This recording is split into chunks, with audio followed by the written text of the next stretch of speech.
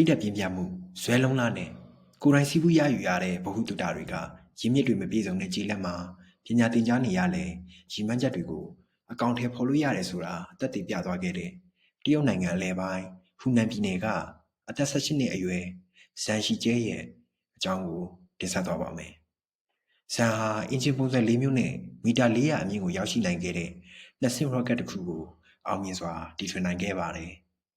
အသက်14နှစ်တုန်းကဇန်ဟာသူ့ဖခင်နဲ့အတူ rocket လွတ်တင်နေတာကိုပြတဲ့ဓာတ်ရိုက်ထုတ်လွှင့်တင်ဆက်မှုတစ်ခုကိုကြည့်ရှိခဲ့မှုတဲ့အချိန်ကလေးက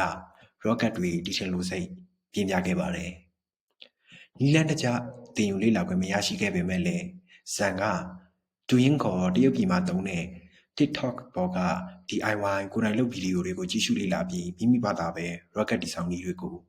တင်ယူခဲ့ပါတယ်။ဇန်အသုံးပြုခဲ့ရတဲ့ပစ္စည်းတွေကတော့ဈေးသက်သာပြီးပြန်လည်အသုံးပြုနိုင်တဲ့ပစ္စည်းတွေသာဖြစ်ပါတယ်။လောင်စာဆီအတွက်မိသားစုဝက်ချံက nitrate ဓာတ်တွေကိုထုတ်ယူခဲ့ပြီးတကြားတို့ရေတို့နဲ့လောင်စာချက်ခဲ့ပါတယ်။ဒါပေမဲ့အဲ့ဒီစီတွေကမတန့်စင်ဘူးဆိုတာ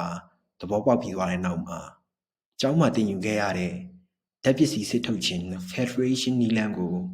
အသုံးချပြီးဓာတ်မြေဩဇာတွေကနေပုံမတန့်စင်တဲ့စီတွေကိုထုတ်နိုင်ခဲ့ပါတယ်။အင်ဂျင်တွေအတွက် PVC pipe တွေနဲ့ဘီလက်မြေတွေကိုအသုံးပြုခဲ့မှုပေမဲ့လည်းမအောင်မြင်ခဲ့ပါဘူး။ဇန်က 3D ပုံစံဒီဇိုင်းထုတ်နည်းကိုလည်းကိုယ်တိုင်ပဲလေ့လာသင်ယူခဲ့ပြီးနှစ်တကူမှာသူရတဲ့မုံဘူးနဲ့တငယ်ချင်းတွေစီကခြေထားတဲ့ငွေနဲ့ပဲ rocket design တွေဆွဲဖို့ 3D printer ဟောင်းတစ်လုံးကိုဝယ်ယူခဲ့ပါတယ်။2023ခုနှစ်ကသူ့မွေးနေ့မှာပထမဆုံး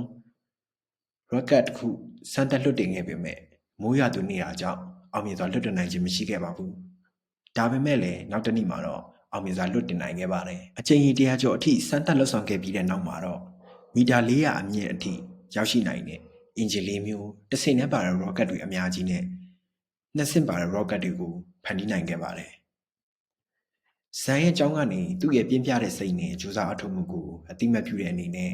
ငွေကြေးအထောက်ပံ့ယွမ်3500အမေရိကန်ဒေါ်လာ900ခန့်ပေးရခဲ့တဲ့အပြင်အကူအညီပေးနိုင်မဲ့အခြားကျောင်းသားတွေကိုလည်းအကူအညီစုဆောင်းပေးပြီးသူအလုပ်လုပ်ဖို့အတွက်ရုံးခန်းတစ်ခန်းပါပေးထားခဲ့ပါတယ်။ဒီလိုမျိုးဇွဲလုံးလားနဲ့တီထွင်ဖန်တီးနိုင်မှုတွေကြောင့်သူဟာရှန်ယန်လေကြောင်းအာကာသတက္ကသိုလ် Shenyang Aerospace University ရဲ့လေကြောင်းအာကာသအင်ဂျင်နီယာဘာသာရပ်ကိုဝင်ခွင့်ရရှိခဲ့ပါပြီ။ဇန်ရဲ့ခီးလန်းကိုကိုယ်တိုင်သင်ယူလေ့လာမှုအားကိုးခြင်းနဲ့အရင်းအမြစ်ရှာဖွေတတ်မှုကြောင့်အောင်မြင်မှုရရှိတဲ့နမူနာတစ်ခုအဖြစ်မှတ်ယူနိုင်ပါတယ်။ဇန်ရဲ့ဆရာမဖြစ်သူလုံရန်ကျောက်ကတော့ကြေးလက်ကြောင်းတစ်ကြောင်းရဲ့အရင်းအမြစ်မပြည့်စုံမှုတွေကိုကျော်လွှားဖို့အတွက်အင်တာနက်ဟာအင်မတန်အထောက်အကူဖြစ်ကြောင်းမှတ်ချက်ပြုခဲ့ပါတယ်။ဇန်ရဲ့အကြီးမားဆုံးပန်းနိုင်ကတော့ rocket အစစ်တစ်ခုကိုဒီဇိုင်းထုတ်ဖို့ဖြစ်ပြီးသူ့ရဲ့ဇလန်းဟာစိတ်ဓာတ်ပြင်းပြမှုဇွဲလုံးလားနဲ့ကိုယ်တိုင်စီးပူးရယူရတဲ့ဗဟုသုတတွေကရင်းမြစ်တွေမပြည့်စုံတဲ့ခြေလက်မှာပညာသင်ကြားနေရလဲရင်းမြစ်ပြည့်စုံတဲ့ပညာရင်းနဲ့ကွာဟချက်တွေကိုကျော်လွန်နိုင်စမ်းရှိကြောင်းကိုသက်သေပြလိုနေပါတယ်